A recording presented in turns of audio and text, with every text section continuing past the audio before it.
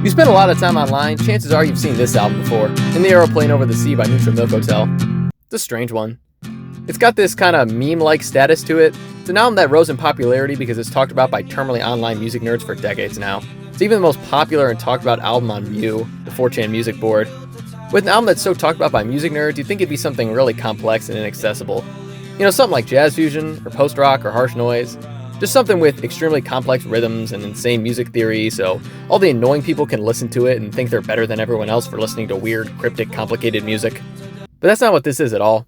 In the Aeroplane Over the Sea is a really simple, accessible, approachable folk rock album. It's a relatively breezy 11-track album with mainly simple acoustic songs, all sung by the lead singer, Jeff Magnum.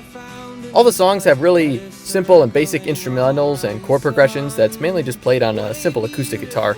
Now, there's plenty of songs that are basically just vocals and acoustic guitar.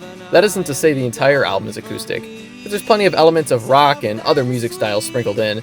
Some of the tracks will feature things like drums and electric guitars and keys and horns, and they all add color and texture to their respective songs. All these elements really just come together to make a fun, breezy, colorful sounding album that's very sweet to the ears and has a lot of replay value. It confuses me. It just makes it confusing why this album is so celebrated amongst basement-dwelling music internet goblins. But, you know, if you look into it, it really does make sense. Like I said, this is an acoustic album, and acoustic albums aren't really known for their sound because they're, by nature, really simple and stripped back. Acoustic albums have really simple instrumentals, so instead of focusing on the instrumentation, you more so are meant to focus on the vocals and the lyrics. And if we dig into the lyrics, we can see something's really wrong here, because these are some of the weirdest lyrics I've ever seen.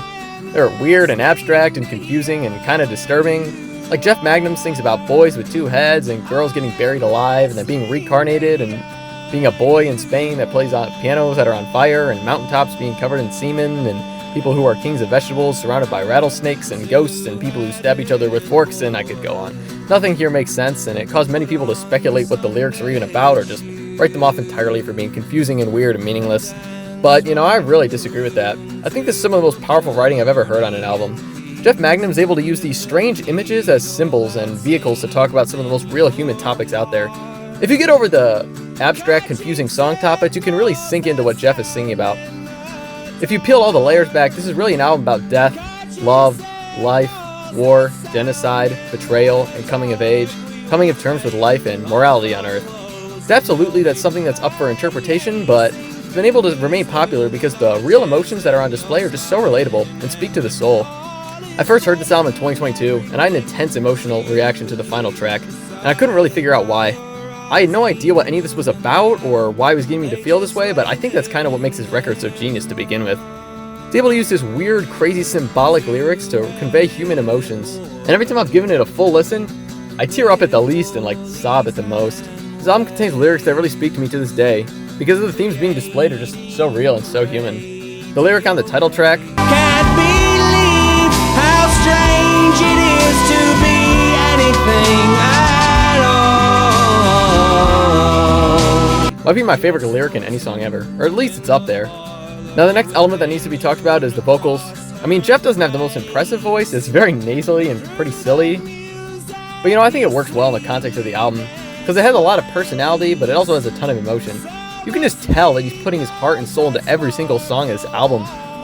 These are some of the most passionate vocal performances I've heard in my life. If you listen to the end of the 8th song, Oh Comely, you can hear one of the band members yell because of how stunned they were at Jeff's vocal performance. It was his first take, too. But anyways, the vocals on this album, they just really highlight the emotional lyrics. This album feels like vent art at some points. Jeff was clearly putting so much emotional turmoil into this album with the writing and the way he's singing. But the way he's able to make it still fun and silly by creating a world and just using crazy abstract stories and fun, colorful tunes just makes it so genius in my opinion.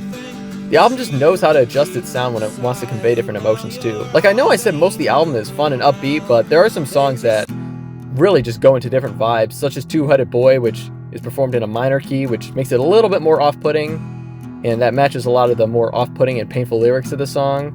And it really marks a tonal shift in the album despite still being pretty upbeat. I am listening to hear where you are. I am listening to hear where you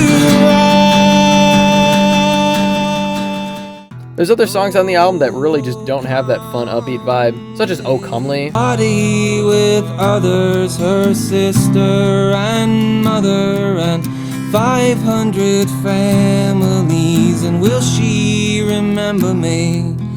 50 years later, I wished I could save her. Oh Comely is a very sad, dreary vibe, and the lyrics match it too.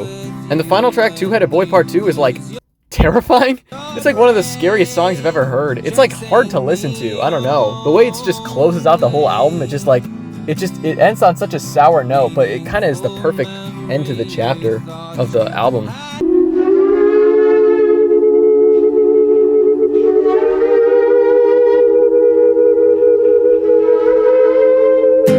Daddy, please hear this song that I sing.